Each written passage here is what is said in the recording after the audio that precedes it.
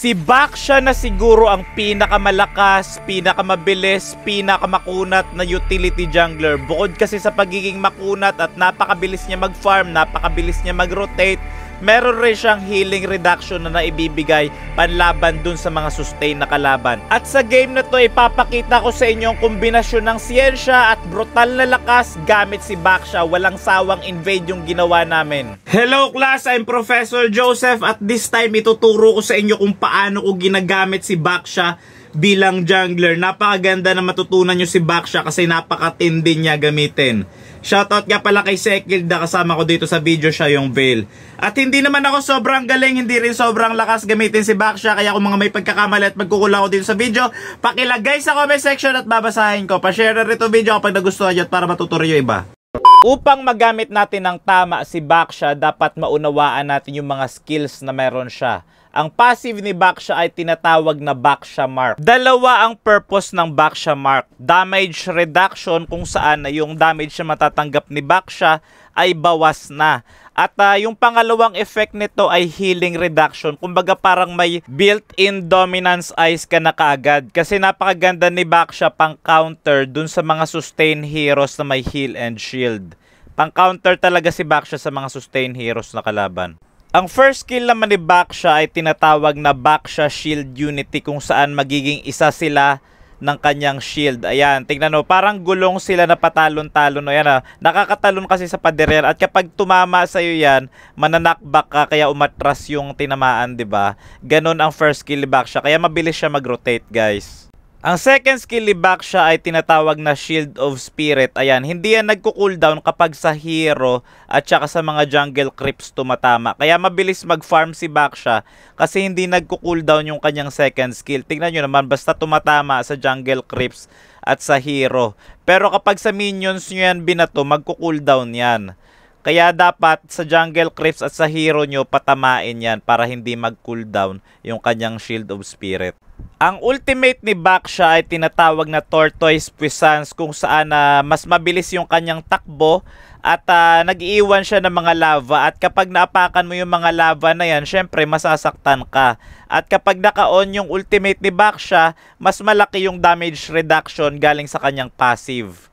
Ang emblem na gamit ko kay Baksha ay tank emblem na may Firmness, Seasoned Hunter, and Concussive Blast. Level 1, nagsimula ako sa asul na blue buff at dapat una nyong kunin na skill ay second skill kasi spammable yan. Ang unang item na bubuuin natin ay Molten Essence dahil napakalaking tulong nito sa pagfa-farm at puro magic type yung kalaban, kailangan natin talaga ang Molten Essence. Mag-invade ako dito at kukunin ko tong taong bato. Hindi ko nakuha yung lito at kinuha ko yung taong bato ko at yung red buff ko, kukunin ko na rin. Pagkatapos kong kumuha ng pulang red buff, itong sa lagubang muna at magkakaroon ng digmaan dito. Susubok si Karina na magnakaw pero hindi siya magtatagumpay. Maswerte yung Karina nila dito kasi kahit papaano makakatakas siya. At tandaan nyo rin na kapag tank jungler kayo tapos yung kalaban nyo ay assassin, dapat brasuhin nyo ito. Kapag assassin jungler, lamang talaga yung utility jungler, lamang talaga yung tank jungler, kaya abusuhin nyo ito early game. Makakakuha na rin ako dito ng Molten Essence at makukuha ko na rin itong alimango na to. Ayan, at magiging 8 na yung stock ng retribution ko at ready na ako para kumuha ng turtle. Spam nyo lang yung second skill nyo sa turtle at mabilis makukuha yan. At tandaan nyo rin kapag 8 yung stock ng retribution nyo sa first 2 minutes, makakalamang kayo sa retrihan. Mataas na yung 8 stock sa first 2 minutes. Sumubok rin ako magnakaw ng pulang red buff kaso hindi ko na naabutan. Kaya yung kinuha ko na lang yung taong bato at yung maliliit sa gilid. Napakahalaga bilang jungler na manakaw natin yung mga jungle resources ng kalaban para mag-up yung core nila. Dapat manakaw natin yung mga dapat niya makukuha. Sinabi ko naman kanina na ipapakita natin yung kombinasyon ng siyensya at brutal na lakas. Ito na yun, early game, grabe, hinaharas, binabalagbag na natin yung kalaban. Uulitin ko yung sinabi ko kanina, tank jungler tayo kaya lamang tayo sa kalaban na assassin jungler. Kaya wag natin siyang hayaan makakuha ng mabilisang farm. Hinayaan ko siya mag-retry kasi hindi pa naman available yung retry ko that time. So nakuha niyo yung pulang red buff pero wala siyang retry pagdating dito sa turtle fight. Kukunin ko muna to para hindi niya makuha.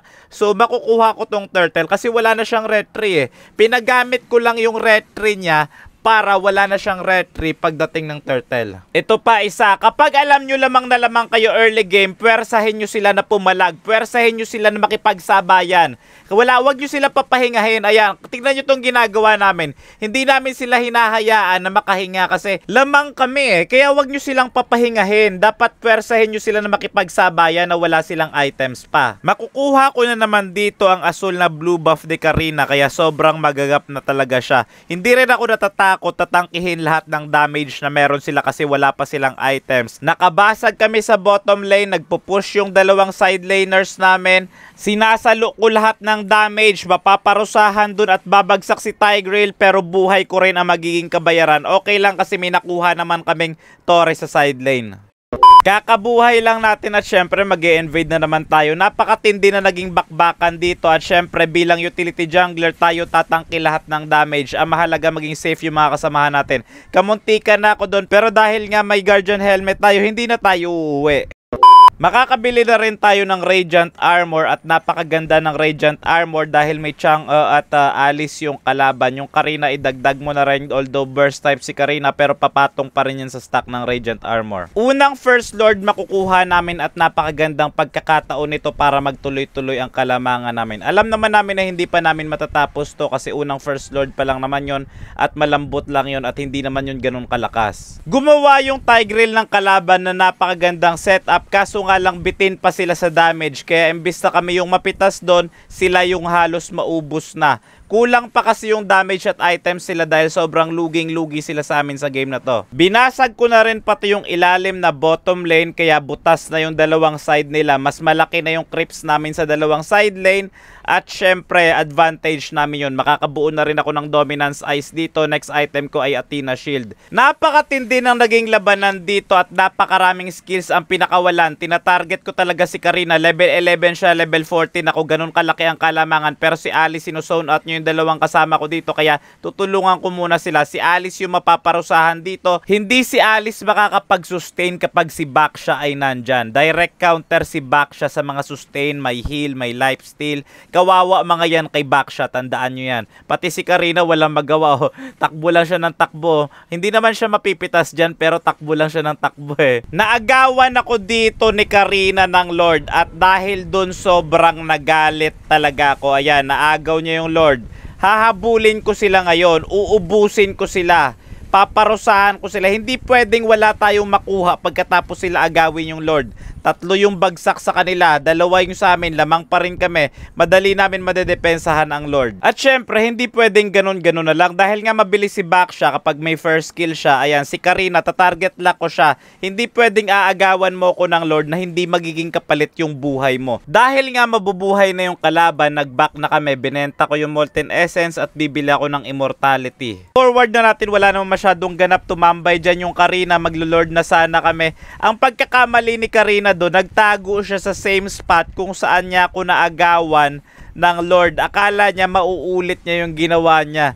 Same pwesto pa talaga yung napili niya ha. Mabibili na natin ang Immortality at meron na tayong second life at second chance. Pero wag ka magbibigay ng second chance sa taong hindi karapat-dapat. Pero parang ako yata yung taong hindi karapat-dapat eh. Nagkaroon nga ng second life pero hindi nagkaroon ng second chance. Hindi tayo nakatakas. Dahil nagamit ko na yung Immortality, binenta ko na ito at pinalitan ko ng Molten Essence at bubuuin ko yung Curse Helmet mamaya. So ilagay na natin dyan yung Curse Helmet kahit hindi pa buo. Nakuha namin yung Lord, nagkaroon ng clash at kamuntikan na rin akong mapitas. Buti na lang ako ay nakatakas. Dahil nga bagsak yung marksman nila, tatapusin na namin ito. Ginagawa namin ang makakaya namin para tapusin. Ganon rin naman yung kalaban, dinedepensahan nila ngunit tapos na talaga. Ganon talaga sa laro, may nananalo at may natatalo. At syempre ako yung MVP dito sa laban na to. Pakishare naman po para matuto rin po yung iba. Maraming salamat po.